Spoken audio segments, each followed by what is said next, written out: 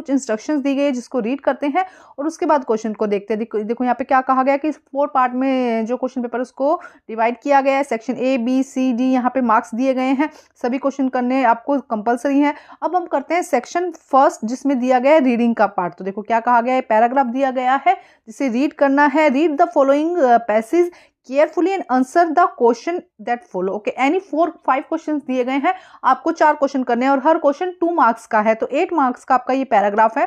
तो आइए रीड करते हैं। तो देखो क्या कहा गया है, once there was a miser who sold all his possession and with the money bought a great lamp of gold, dug of a deep hole at a edge of the garden and there he buried his gold। देखो क्या कह रहा है कि एक माइजर मतलब कि एक कंजूस था जिसने क्या था, बहुत सारा सामान था और उसने जो भी उसके पास में गोल्ड था वो बुरीड कर दिया, मिट्टी में दबा दिया। once a day thereafter the miser went to the garden, dug up his gold and embarrassed it lonely। One of his miser workmen wondered why his master spent so much time to garden। उसमें से जो काम कर रहे थे उनको लगा कि वो एक दिन क्या किया, वो जो हम ये कहें कि जो वाइजर था, माइजर, उसने क्या किया, वो हाँ जहाँ गड्ढे में उसने सब कुछ खोद कर रखा था सोना, वहां गया और काफी देर तक वहां पे खोद रहा था। तो एक वर्कर को लगा भी इतनी देर तक क्यों खोद रहा है। One day he hid behind a tree and soon discovered the secret of the hidden treasure। अब वो क्या कर रहा था, रोज जाकर चेक कर रहा था, खोद कर देख रहा था कि भाई यहाँ पर कुछ रखा हुआ है, जो सोना है वो सही है। तो एक जो काम करने वाला था वो देखता था भाई ये रोज जाकर यहाँ पे क्यों चेक करता है। तो एक दिन वो उसके पीछे छुप गया और देखने लगा कि क्या कर रहा है और उसे सीक्रेट पता चल गया। That night when the माइजर was fast asleep, जब माइजर क्या है बहुत गहरी नींद में था, The workman crept into the garden and stole the lump of gold। और उसने क्या किया, जो lump of gold का lump था उसको क्या कर दिया, चोरी कर लिया।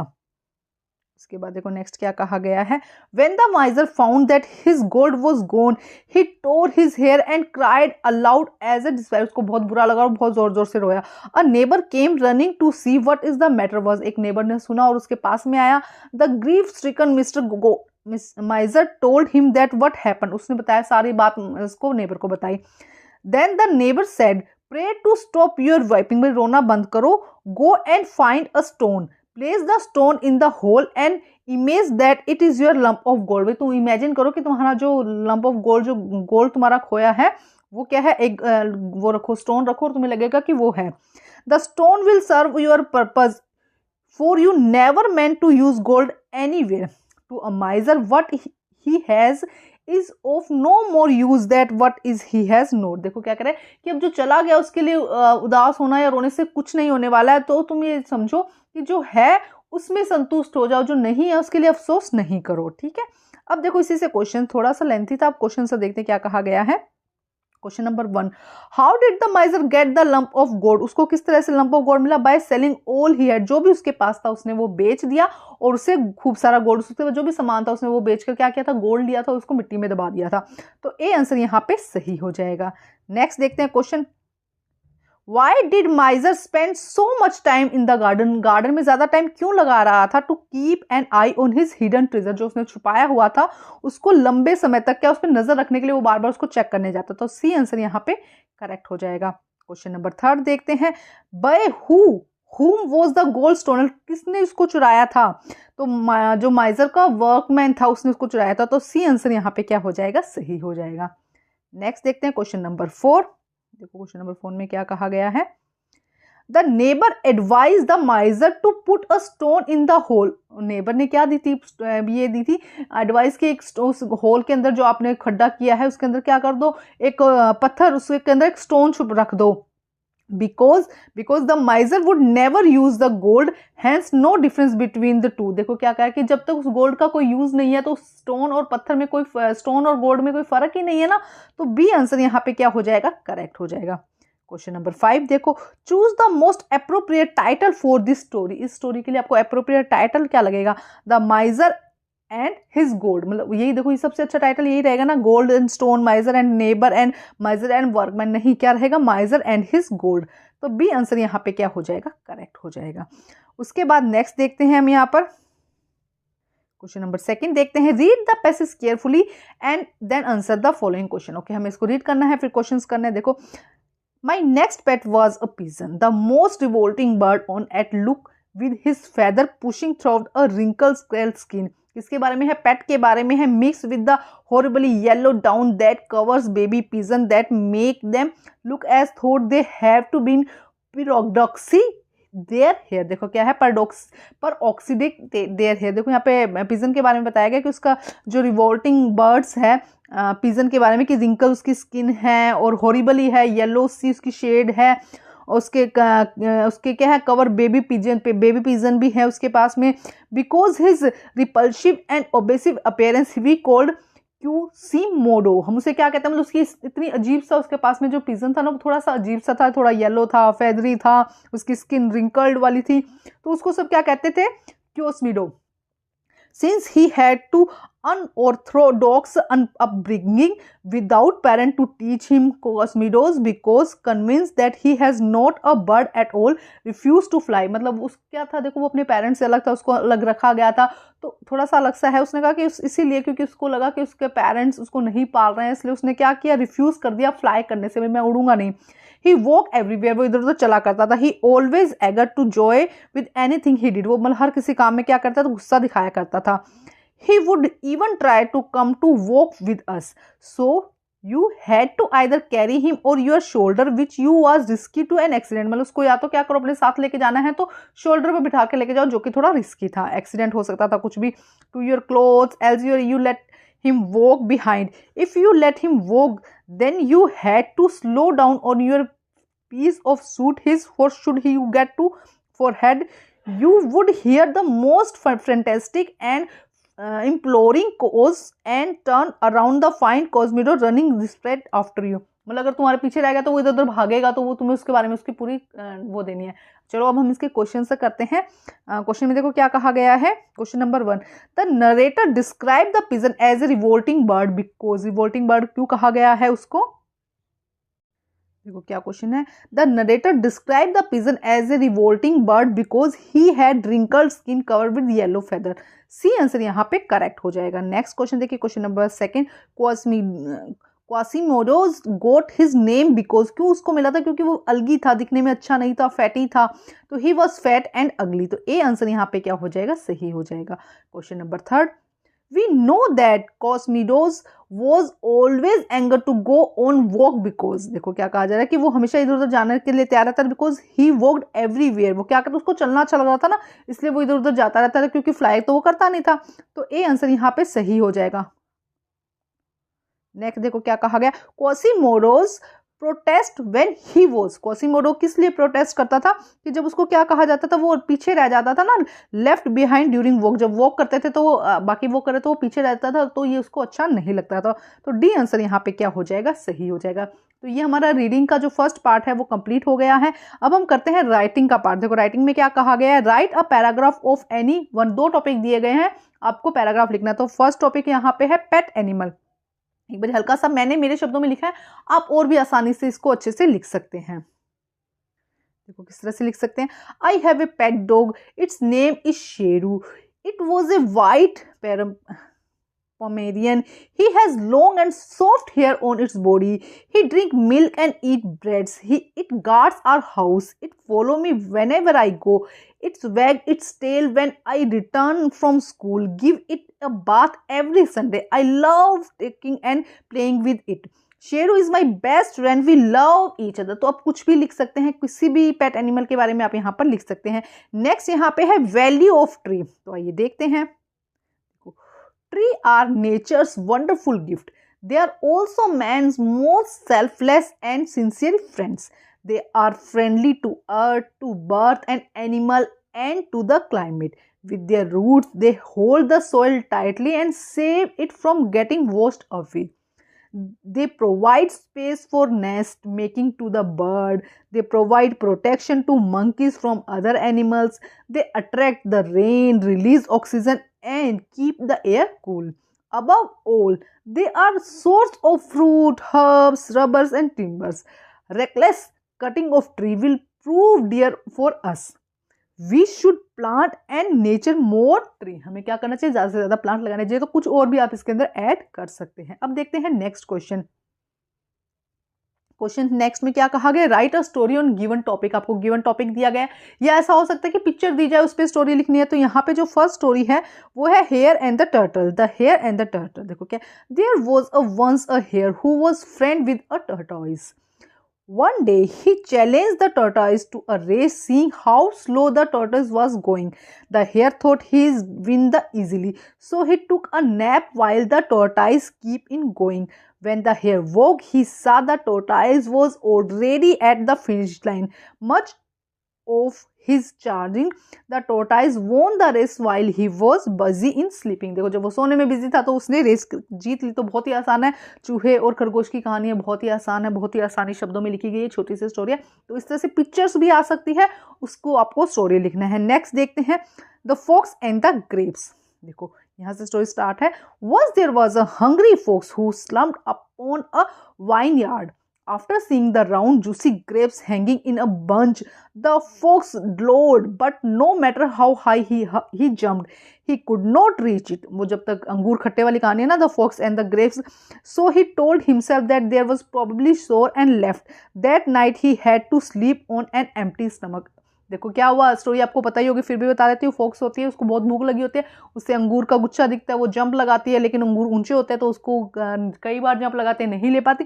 तो उसको लगता है कि तो सो रहा है, खट्टे हैं, छोड़ो रहने दो। इस रात वो भूखी ही सो रहती है। अगर वो थोड़ी और मेहनत कर लेती तो शायद अंगूर खा के अपना पेट भरती। तो ये हमारा सेकंड जो सेक्शन है वो भी हो गया। अब हम थर्ड सेक्शन देखते हैं। सेक्शन सी ग्रामर का पोर्शन है। तो देखो क्या कहा गया, question number 5, filling the blanks with the correct options. A and the में से आपको करने हैं 4 ऑप्शंस, 5 दिए हैं, एनी 4 आपको यहाँ पर करने हैं। तो देखो first, I eat dash Apple and a banana in breakfast every day. तो जब भी वोवल्स आते हैं तो उससे पहले क्या आता है, एन आता है। तो यहाँ पे क्या आ जाएगा, I an apple and a banana in breakfast every day. It is raining take umbrella. तो देखो ये भी क्या है, वोवल है, ए ई आई ओ यू। तो यहाँ पे भी क्या आ जाएगा, एन आ जाएगा। It is raining take an umbrella. Dash key are on the table. The key are on the table. जो की है वो कहाँ रखी हुई है, टेबल के पास रखी हुई है। He is dash hard working man. He is a hard working man. Gita is dash tallest girl in the class. जब भी डिग्री आती है ना, तो जब भी सुपरलेटिव डिग्री होती है तो उससे पहले दा लगता है, तो यहाँ पे लिखा जाएगा the. Gita is the tallest girl in the class. अगर यहाँ पे हम कहें सुपरलेटिव डिग्री नहीं होती, कंपैरेटिवली डिग्री होती, तब यहाँ पर देन आता। तो भी आगे कुछ एग्जांपल देख लेंगे हम यहाँ पे, ठीक है। जब 2 का कंपैरिजन होता है तब क्या आता है, देन आता है। इस तरह से देन लिखते हैं तब, ठीक है, ये ध्यान रखना। जब कहा जाए गीता लोंगर देन सीता, तो लोंगर जब सेकंड फॉर्म आएगी वहां पर कंपैरेटिवली डिग्री आएगी, और उसके बाद क्या आएगा, देन आएगा, ठीक है। तो ये इसके फर्स्ट के आंसर हो गए। अब हम देखते हैं क्वेश्चन नंबर 6। क्वेश्चन नंबर 6 में देखो यहाँ पे डिग्री ही आ गया। क्वेश्चन नंबर 6 देखते हैं हम। क्वेश्चन नंबर 6 में क्या कहा गया, डिग्री कही गई है, 5 डिग्रीज पूछी गई है, आपको 4 दी गई है, 5 दी गई, सॉरी 4 करनी है। तो सबसे पहले देखो क्या कहा गया है, टॉल, टॉलर। यहाँ पे सेकंड में क्या आ जाएगा, यहाँ का यहाँ लिख रही हूँ, ठीक है, टॉलर, टॉल। देखो थोड़ा सा समझा देती हूँ पहले। सबसे पहले यहाँ पे क्या है, पॉजिटिव डिग्री होती है। सबसे पहले क्या होती है, पॉजिटिव डिग्री होती है, फिर कंपैरेटिव डिग्री होती है, फिर सुपरलेटिव। तो पॉजिटिव सिंपल वर्ड होता है, कंपैरेटिव जब 2 लोगों का कंपैरिजन किया जाता है तब कंपैरेटिव डिग्री लगाते हैं, और सुपरलेटिव जब सब में से बेस्ट बताया जाता है तो सुपरलेटिव डिग्री हम लगाते हैं। तो ये करते हैं सॉल्व। तो देखो सबसे पहले क्या है, टॉल, टॉलर, हम यहाँ पे लगाएंगे टॉलर, टॉल, टॉलर, टॉलेस्ट, ठीक है। बिजी, बिजियर, तो हम लिखेंगे BUSIER। क्या लिखा, बिजी, बिजियर, बिजिएस्ट। उसके बाद गुड, बेटर, बेस्ट, तो हम लगाएंगे गुड, बेटर, बेस्ट। ये 3 हो गए। उसके बाद 2 और देखते हैं। नेक्स्ट यहाँ पर है, देखो नेक्स्ट में क्या कहा गया है, हैप्पी, हैप्पियर, हैप्पीएस्ट, तो हम लिखेंगे हैप्पीएस्ट। देखो सेम ऐसे ही EST। कुछ फॉर्मूले होते हैं इसके, अदरवाइज तो ER और EST लगता है, लेकिन जब Y दिया जाता है तो Y के साथ क्या होता है, Y कन्वर्ट हो जाता है I में, उसके बाद ER और EST लगता है ये। और कुछ होता है जिसके आगे मोर और मोस्ट लगता है, तो डिफिकल्ट, मोर डिफिकल्ट, हम यहाँ पे क्या लिखेंगे, मोर डिफिकल्ट। देखो सेम स्पेलिंग ये रहेगी इसकी, ठीक है। Difficult, more difficult and most difficult, बहुत ही आसान है, आपको आने चाहिए ये। कुछ कुछ फॉर्मूलेज लगते हैं, बाकी ER और EST तो हम सभी में लगा देते हैं, ठीक है। अब क्वेश्चन नंबर नेक्स्ट देखते हैं। अब क्वेश्चन नंबर 7 देखते हैं। Match the word in the bold with the word opposite meaning. आपको अपोजिट के साथ में मैचिंग करनी है। तो आइए देखते हैं। कॉलम A और कॉलम B दिए गए हैं यहाँ पे तो 3 क्वेश्चंस करने हैं, 4 क्वेश्चंस दिए गए हैं, तो हम देख ही लेते हैं। फर्स्ट नैरो, नैरो मतलब कि जो संकरा होता है, तो वाइल्ड यहाँ पे आ जाएगा ए का आंसर। वाइल्ड ये क्या हो जाएगा, जो कि क्या है, वाइल्ड मतलब कि चौड़ा। गेन, गेन मतलब कि कुछ मिलना, तो लॉस मतलब कि क्या हो जाएगा, कुछ हारना, तो ये हो जाएगा बी का आंसर। ठीक है। नेक्स्ट है क्रूल, क्रूल मतलब कि जैसे कि कहते हैं ना, क्रूल है, बहुत निर्दयी है, इसका क्या हो जाएगा, दयालु, काइंड, तो ये हो जाएगा सी का आंसर। अलोन मतलब अकेला, टुगेदर मतलब कि साथ, तो ये हो जाएगा डी का। तो कोई 3 आपको यहाँ पे करने थे, तो हमने चारों ही यहाँ पर कर लिए हैं।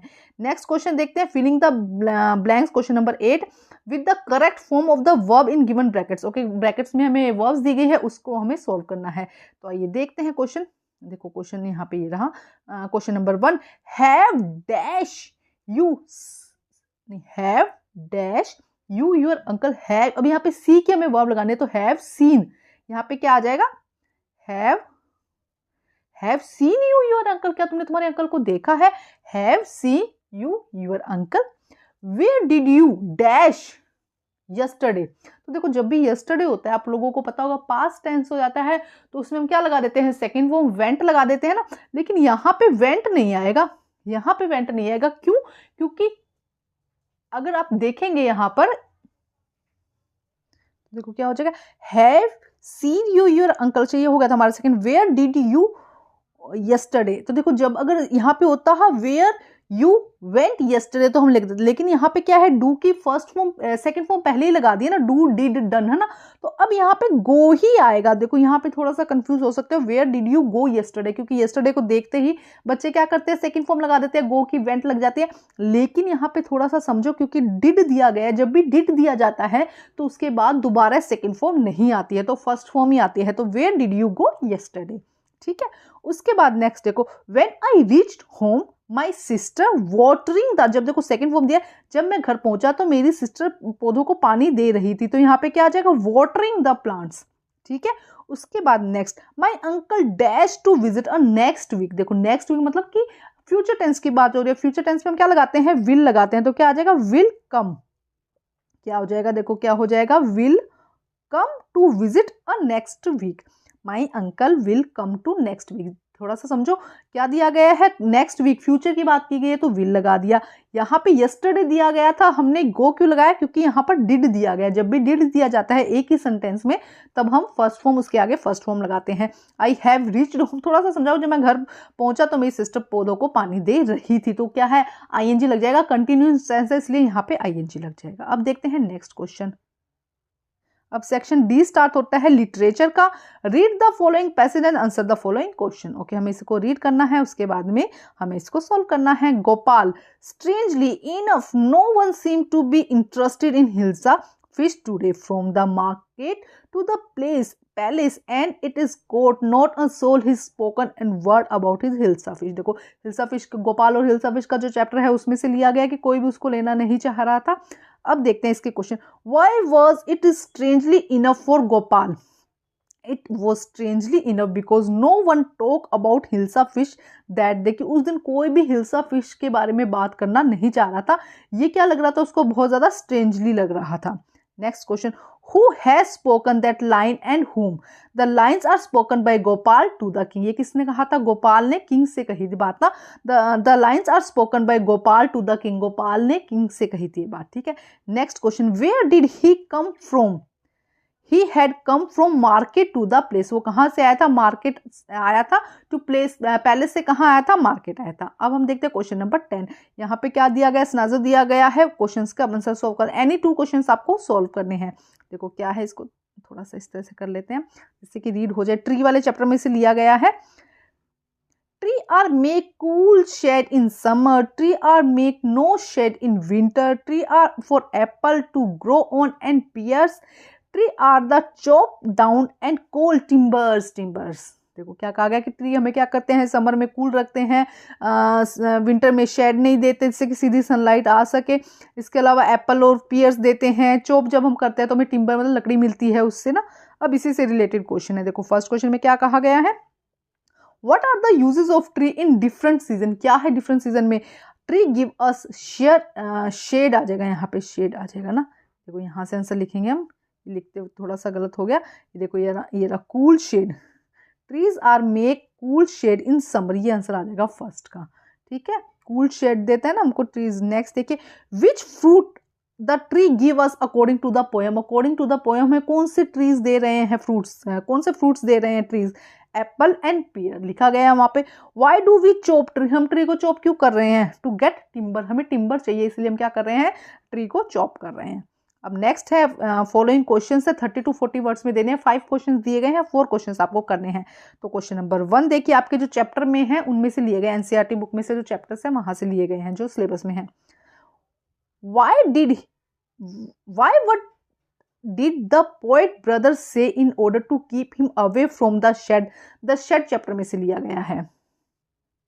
तो गाइज आप इंस्टा पर भी मेरी आईडी है स्मार्ट स्टडी 10 के नाम से, उस पेज को फॉलो कर सकते हैं, वहां पे आपको हर एक इन्फॉर्मेशन शॉर्ट वे में मिलेगी। SMAR_TSTUDY10 करके उसका पेज का नाम है, वहां जाके क्लिक कीजिएगा। अभी बहुत कम वीडियोस डाले हैं मैंने उसके अंदर, लेकिन आने वाले टाइम में उसमें बहुत ज्यादा वीडियोज अपलोड करूंगी जिससे कि आपको क्या हो, ज्यादा से ज्यादा इन्फॉर्मेशन शॉर्ट वे में मिल सके, चाहे वो आंसर्स की हो, सैम्पल पेपर के क्वेश्चन हो, या फिर हम कह सकते हैं कि कुछ भी शॉर्ट में हो वो इजिली वहां से आपको मिल जाएगा।